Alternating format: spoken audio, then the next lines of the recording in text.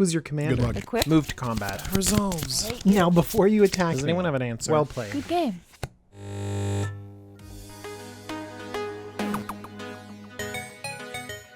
Hello, Jumbo Commander here, and I have a brand new type of video for you. I was trying to come up with a great way to compile lists of great budget commander cards, and there are just too many of them. And so I've decided to break it up into blocks, and so this is my first episode of Budget Blocks. And with no forethought or any real decision-making skills, I've chosen Zendikar to start. Zendikar block was comprised of Zendikar, Worldwake, and Rise of the Eldrazi. And now what I'm going to do is talk about a ton of great budget cards found in these three sets. The first thing I want to talk about first, though, is a little bit of a disclaimer, specifically a disclaimer about finance. The cards that I'm about to mention are cool, interesting, fun commander cards, and they're pretty inexpensive. That does not mean that they're good financial buys. Many of these cards are perfect for reprinting. The reason why is they're in the sweet zone of maybe $1 to $5.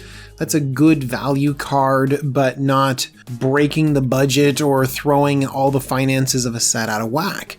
They're genuinely interesting commander cards, so I feel like many cards on this list have a high probability of reprinting.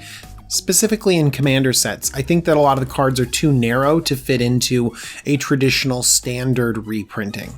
So if you're going to buy these cards, buy them because they'll go great in your commander decks and they're really fun. Don't expect them to go up in price. Zendikar was a long time ago. If they were going to have huge fluctuations in price, they would have happened already. Onto the list, and the first thing I have to mention is some honorable mentions because this block had some great tribal synergies. I specifically want to mention Jiraga Warcaller, an awesome flexible anthem for elves coming in at $3. Colostra Highborn is great for vampires as it drains your opponents. It's a really great card, but it's pushing the budget at around $5. I usually wouldn't include cards close to or above that. Lul Mage Mentor is great for Merfolk. I really love it, and it's coming in at 65 cents. Great for all those Merfolk decks. I also like Jawari Shapeshifter for ally decks. It's really, really good. And coming in at $1.30, it's gone back down since the ally hype of Battle for Zendikar.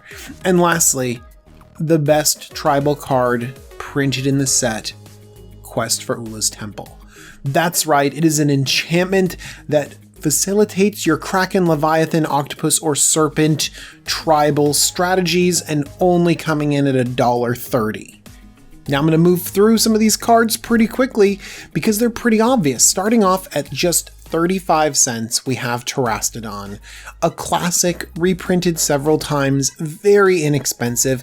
You can already find this big old elephant in many different commander decks. Next up, we have another green staple with Beastmasters Ascension. Coming in at $1.33, this is the big anthem that really does end games. Beastmasters Ascension is not the only anthem from this block. Eldrazi Monument is huge. +1/+1, but flying and indestructible. You have to keep sacrificing a creature to keep that monument around, and also it costs over $4. I think Beastmasters Ascension wins out over Eldrazi Temple for a great anthem. Next up, we have another staple, reprinted several times, Rite of Replication, still coming in at $3. Rite of Replication is a copy effect. That's not that... Oh, wait. It has a kicker of 5. So for 9 total mana, you get to make 5 tokens that's a copy of a creature on the battlefield.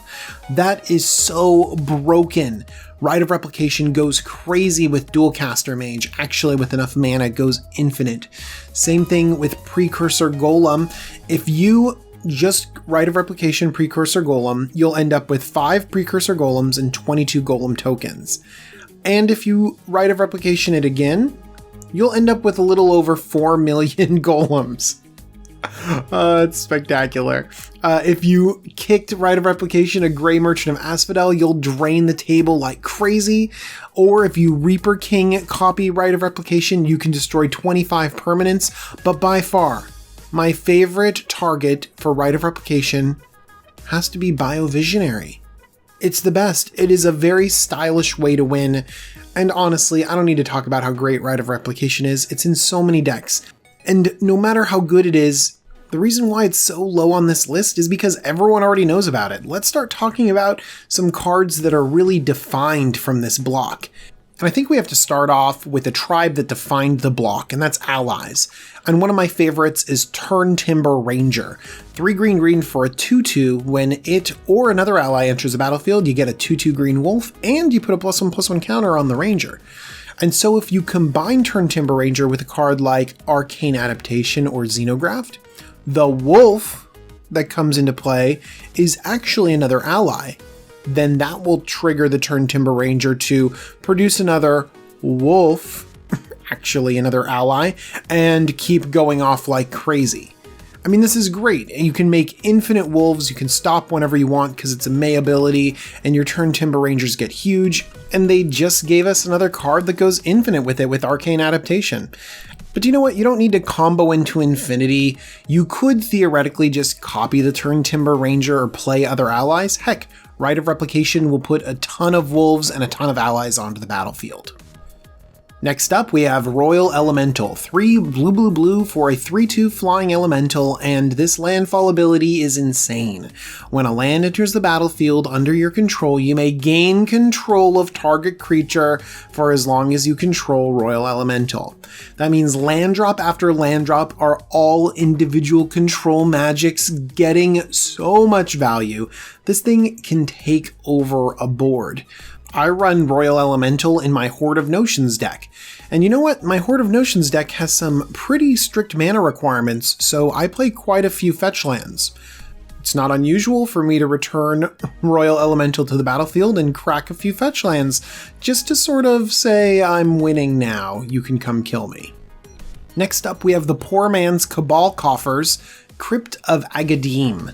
At just over $1, Crypt enters the battlefield tapped and just adds a black to your mana pool. So the downside of this is not that down. But if you happen to have a lot of creatures in your graveyard, Crypt of Agadim says 2 tap, add a black to your mana pool for each black creature card in your graveyard. Wow, that's pretty impressive. And this can go really well into a black deck that maybe puts a lot of stuff into the graveyard, but just imagine a Gisa and Geralf deck where you're milling zombies, or a Sidisi Blood Tyrant when you're milling all of your cards to create zombies, or Carador Ghost Chieftain where you just shovel things in your graveyard to get them back later. Crypt of Agadim could just be a slow black mana, but also has the upside of maybe tapping for 3, 4, 5 mana. It is an all-star in my Shadowborn Apostle deck because I will throw Shadowborn Apostles into the graveyard like crazy, tap the Crypt, and then be able to hardcast demons. I think that this is a very underrated card and really belongs in a lot of decks that run black creatures. Now let's talk card draw. Recurring Insight. 6 mana, draw cards equal to the number of cards in target opponent's hand. So this could be 2, 3, 7, 11. I mean, it could be a lot. This also has Rebound, which means that it'll cast itself again on your next upkeep. Wow, Recurring Insight's pretty good. It will definitely refill your hand. And now let's compare the spell to other ones of similar mana cost. Opportunity. Yes, it's at instant speed, but Opportunity nets you 4 cards. Not exactly a commander staple, but Opportunity is pretty powerful. I think Recurring Insight has a lot of raw power involved in it, and I think once the Rebound comes off, well then you're kind of getting what Opportunity gives you, which is a new grip of cards while you have your mana open. And I think that's the important part. If you're looking for something that has a similar raw card advantage, I think it would be Overflowing Insight. 4 blue for a sorcery that says target player draws 7 cards. 7 cards is a lot, it really is. I don't think I like Overflowing Insight, so why do I like Recurring Insight so much? Well, I think it's because it represents a huge amount of raw card draw, and it also kind of brings you even with your opponents. I like that. If you're ahead, it doesn't do very much. It might draw you 3, 4, 5 cards, But if you're behind, this could draw you into exactly what you need to catch back up. And at under $1.50, this should go in a lot of blue decks. The next card can be a little mean. It's Sadistic Sacrament. Black, black, black, plus a kicker of 7. This could be a 10 mana card. It must have a crazy effect, and it does. For just black, black, black, you get to search your opponent's library and exile 3 cards. If you pay the full amount, then you can search that player's library for up to 15 different cards. Oh my gosh, you can just destroy a commander deck if you exile 15 cards from it. Pick up your favorite commander deck, look through it, and then take out 15 of the best cards, and then ask yourself how you're going to win. You're not. It's so crazy. This one card can just destroy a deck. And one thing I really like is that for just black, black, black, you might be able to prey upon some of your friends' combo decks. A similar effect can be found on Bitter Ordeal, the only card with Gravestorm.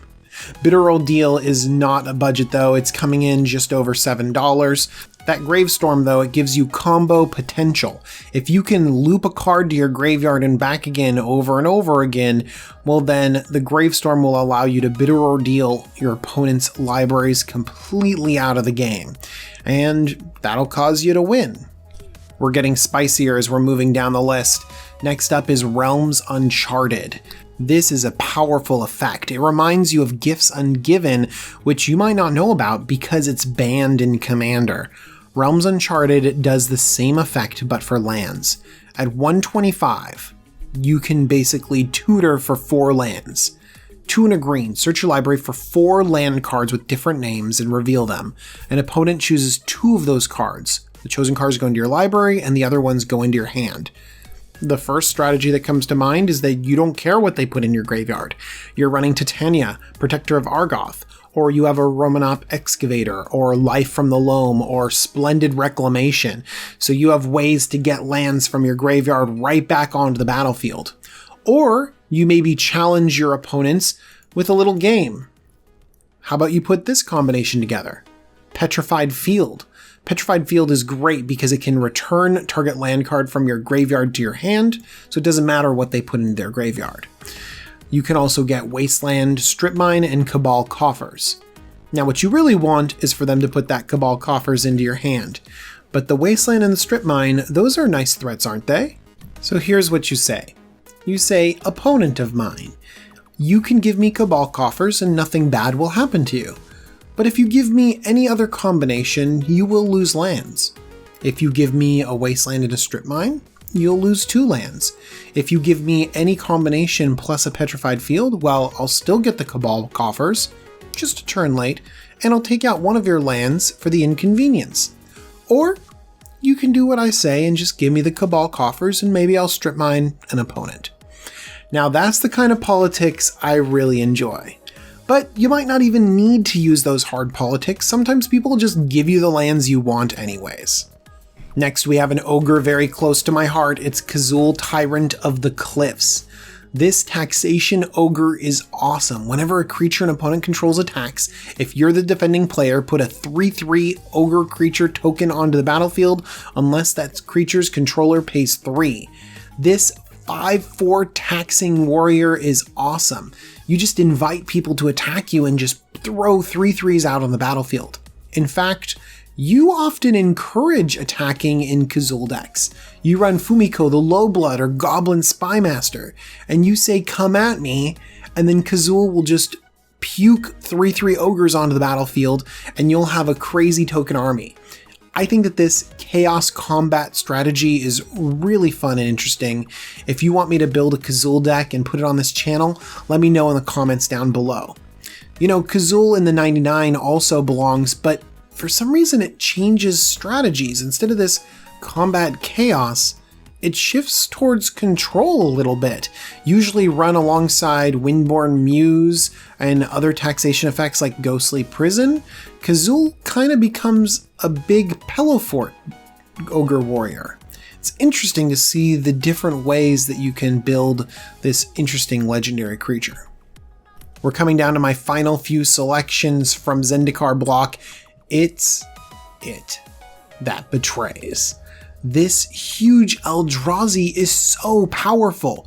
12 mana, 11/11, Annihilator 2. Whenever an opponent sacrifices a non-token permanent, that's any permanent, you get that. They crack a fetch land, you get that. How is it that betrays so underplayed and overlooked?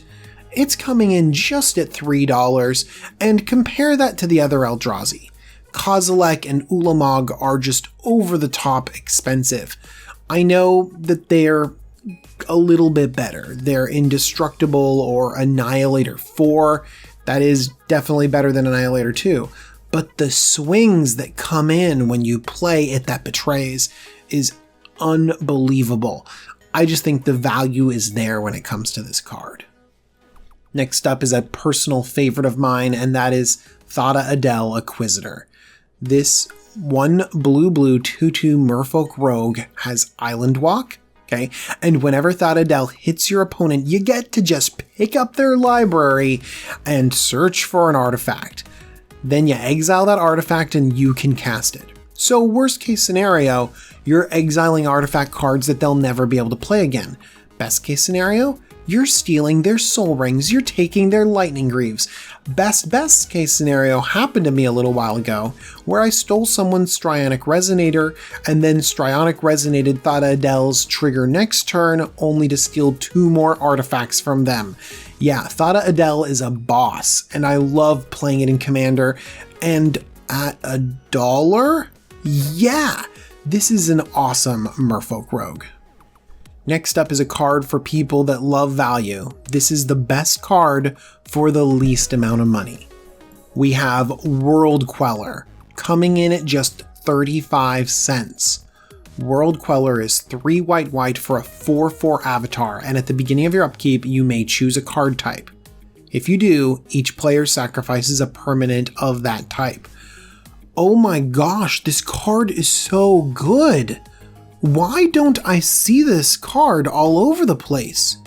So just imagine this. You have this silly creature on the battlefield and someone else has a Planeswalker? You can just choose Planeswalker and boom, they have to sacrifice it? You choose enchantment and then everyone has to sacrifice their enchantments or their artifacts? I mean, you can pick and you don't have to pick. Heck, if you're ramping really well, you can just pick land every turn. Or if you don't run enchantments or planeswalkers, just keep recycling that permanent type. What is going on with this card? I know that it's a symmetrical effect, but the fact that you get to choose really takes this card over the top. It might be so good, it's mean. And that's why it doesn't see play. I don't know, I'm gonna slam this in a few decks and see how it goes. But honestly, I think that I can really manipulate this card to destroy other people. And the last card on my list is a card full of style. It's Rexel, the Risen Deep. This gigantic Kraken is amazing. 3 blue for a 5/8 legendary Kraken. It has Island Walk and Swamp Walk, and whenever it hits your opponent, you get to cast an instant or sorcery card from their graveyard without paying its mana cost. Rexel is insane. There's always great stuff in graveyards to cast. So you're just gonna keep memory plundering your opponents over and over again whenever you smack them? That's amazing.